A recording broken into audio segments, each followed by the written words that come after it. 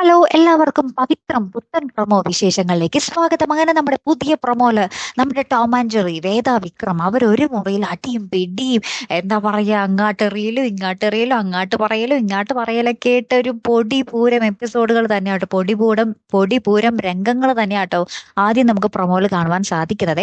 നമ്മുടെ വേദ ഇങ്ങനെ ഉറങ്ങിക്കിടക്കുമ്പോൾ നമ്മുടെ വിക്രം ഉമ്മ വെക്കാൻ പോകുകയാണോ അല്ലെങ്കിൽ എന്താണ് വേറെ എന്തെങ്കിലും ചെയ്യാൻ പോകുകയാണോ എന്നറിയില്ല. നമ്മുടെ വിക്രം ഇങ്ങനെ ഭയങ്കരമായിട്ട് ശ്രദ്ധിച്ച് നമ്മുടെ വേദയെ നോക്കുന്നൊക്കെ ഉണ്ട്.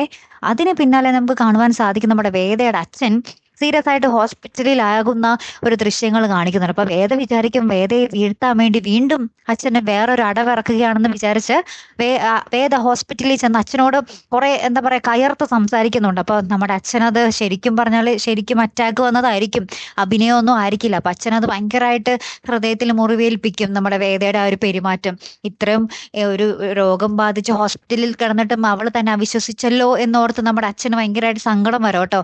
അപ്പൊ അതിനുശേഷം നമ്മുടെ വേദ തിരിച്ചറിയുമ്പോൾ നമ്മുടെ അച്ഛന് യഥാർത്ഥത്തിൽ അസുഖമായിരുന്നു എന്ന് നമ്മുടെ വേദ തിരിച്ചറിയുമ്പോൾ വേദ വേഗം തന്നെ തിരിച്ച് വീട്ടിലേക്ക് ചെല്ലുന്നുണ്ട്, അച്ഛനോട് മാപ്പ് പറയാൻ വേണ്ടി ചെല്ലുന്നുണ്ട്. പക്ഷേ അവിടെ ചെല്ലുമ്പോൾ നമ്മുടെ വേദയ്ക്ക് നേരിടേണ്ടി വരുന്നത് അവർ തൻ്റെ സ്വന്തം കുടുംബത്തിൽ നിന്നും താൻ ഇറക്കപ്പെട്ടു, അല്ലെങ്കിൽ താൻ ഇനി ആ ഒരു കുടുംബത്തിൽ ആരും അല്ല എന്നുള്ള രീതിയിൽ പെരുമാറ്റം തന്നെയായിരുന്നു നമ്മുടെ വേദ അവിടെ നേരിടേണ്ടി വന്നത് കേട്ടോ.